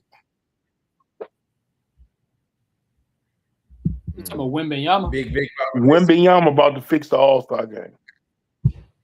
Speaking of Wembanyama, did you know Taco Fall was taller than him yesterday? Yep. I did not know that. But Taco Fall ain't as athletic as he is. Not at all. Oh no. How's Big Vic gonna fix the All-Star game? He's gonna play with passion. He's gonna play. This is when the All-Star game got broke. When Kobe, it was coming down to the final possession, and Kobe had the ball. He called out LeBron. LeBron said, "No, somebody else get him. D-Wade, you get him." He passed it off. He passed it off. Yeah. He said he didn't want to enter into the dunk contest. Every superstar every face of the league has done the dunk contest, except for LeBron, because he's too scared to have his image take a hit because he failed. Well, he should have been worried about that with the 4-6 record in 10 finals. The fact that he got to 10, that's all he cared about, was getting to the finals. But he didn't want to be embarrassed on the world stage in the All-Star game. He didn't want to lose anything. Sad. Wow. And now the world is going to probably dominate the U.S. boys because the U.S. boys team has been diluted.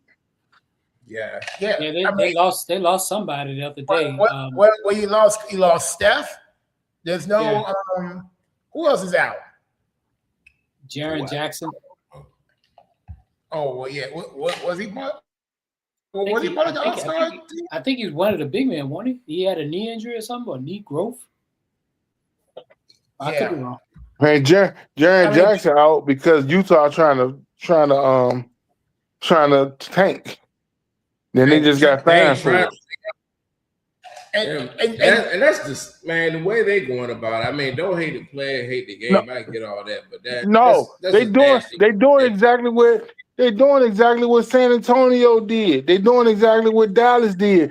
But see, now that you can bet on games, that's messing up the integrity because they can't say, just that and the other, and it's messing up the money coming in.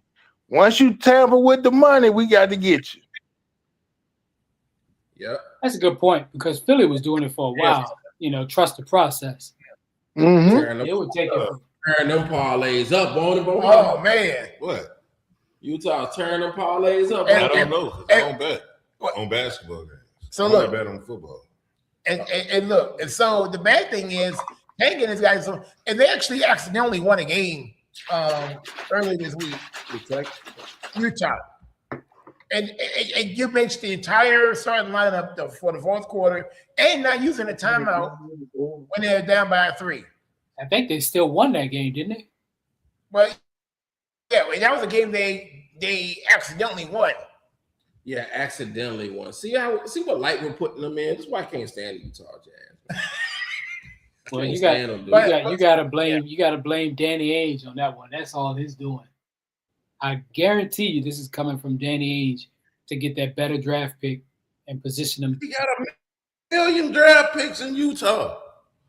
The problem is the same thing with Milwaukee Bucks. Don't nobody want to go there. So do Memphis Grizzlies. Did they get 5 for Bane and 4 for Jackson? That is why all them teams trying to get either AJ. But here's the thing. You don't have to be the worst team because they didn't tweak the draft process or the lottery so much. You don't have to be the worst team to get the number 1 pick. You just got to fall somewhere between 8 and 7. All you got to do is be in the first 13 to get a lottery ball. Can somebody tell the Wizards that? Because the Wizards feel like for the last 10 years keep getting the third and second pick. But no, what I'm saying is they tweak the percentages to be like if you're within the top 8, you almost get the same percentage. I mean, the bottom 8 you almost get the same percentage. And what they should do is fix Dallas wasn't the worst team last year, but they got the number 1 pick. Oh yeah, but you know if Washington finished in the bottom 8, their first round draft pick belongs to the New York Knicks this year. Mm-hmm. And what it's not protected? Nope. It's not top 5 protected? Nope. So the way to fix that, and this is how you fix this with that tanking stuff, is if you are caught tanking, take away some of the percentage of their balls that they get in that lottery. No, this is the way you fix it. This is the way you fix it. Make them fools play a tournament at the end of the year and see whoever wins get the number 1 pick. That's how you fix it. You're going to have a 0-0 game.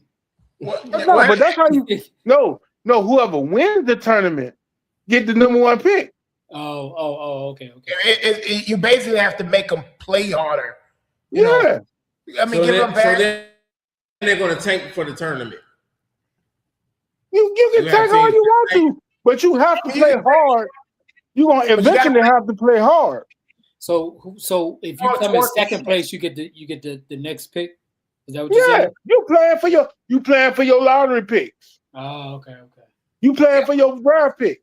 The worst team in the league get the 1 seed. Well, I mean, the worst team in the league get the 1 seed. Supposedly, Adam Silver's got something to address during this weekend, so we don't know what the verdict's going to be. But he's probably going to up the fine. That's probably what he's going to do. You know, but something has to be done. I like Rev's point of view right here. You know, put some effort into it. So if you're going to tank, okay, we're going to make you play for it. I mean, you know, you just can't be gifted a number 1 lottery pick. Yeah, I agree. I agree with Rev with this one. I'm all in for it. I'm just saying it's going to turn this into a spectacle where you're going to have like the worst team, team worst record. What's going to happen is this. Because all these parlays and these gambling stuff is on the board, they're going to mess around and start taking teams from people. For real. Or having coaches fired or suspended. Oh, did you hear about Mark Cuban trying to buy Dallas back? Yes. Did hear about that? That I have. And if you also notice too, ever since Street Clothes got traded, they haven't won a game since. They are currently on a 9-game losing streak. But was Street Clothes playing? Nope. No. But when they got rid of him 2 weeks ago, they haven't won a game since. Yeah, because Cooper Flag is hurt. Quote unquote has a sprained foot all of a sudden. I ain't see him get hurt in the game. Did you? Exactly. Wait, so are you questioning a white boy's integrity? Should I not? Should I not at this point? I mean, where he played for Duke. And look. Well, look. He know why I'm saying that because it was so. He's a Blue Devil. No, the funniest moment, which was so that same night when me, you, and Derek was at the bar, and I told the world then. It was, but the way we said it was, you went around the bar, it was telling Cooper side. You know, you was like, when he missed this shot, bro, like when like I said that last year. Like last year, all you got to do is play tough defense on him and make him uncomfortable. Oh yeah, he turns into a shell of himself. I think Jason Kidd kind of coached that out of him. Now, have you seen him lately? Jason Kidd gonna get fired because they trying to make that boy into a point guard like they did with Giannis. See, now, and remember when I even said it on the chat 2 weeks ago. Yeah, he might be on the hot seat. That was crazy, bro. And now, and since I said that, they haven't won a game since. And you sitting at 19-35. And then you get blown out by the Lakers on the last game going to the All-Star break. LeBron is the oldest player to have a triple-double. So speaking of LeBron, is he stat pad? You see how mad he got at Reeves for taking his rebound? You see that? I didn't see the game. I mean, but he still got the triple-double. He did, but did you see how mad he got at Reeves? Because he was trying to come out the game. He's trying to get that triple and come out the game. Well, I don't know. You know, that's you the Lakers fan. I don't. Yeah, that was. I didn't see that part. But. Yeah, I ain't see. Hey guys, I hate to cut this short. We gotta put a pin in this and get back to this next week. It's 5:00. It's Happy Valentine's Day, so I got to get out of here and get on home and handle that. Big holiday. Hey. Big holiday. What's understood ain't got to be said, my brother. And don't forget Southeast Sunday. Yes, look. Get your discount. We gonna chop it up with the aftermath for that next week. All right, we'll have more time for the next week. Oh yes, y'all. It's been the Studio W Sports page. I love you guys, and as always, I will see y'all in church tomorrow. See ya. All right, let's hit this music. Please welcome Titty Swims, everybody.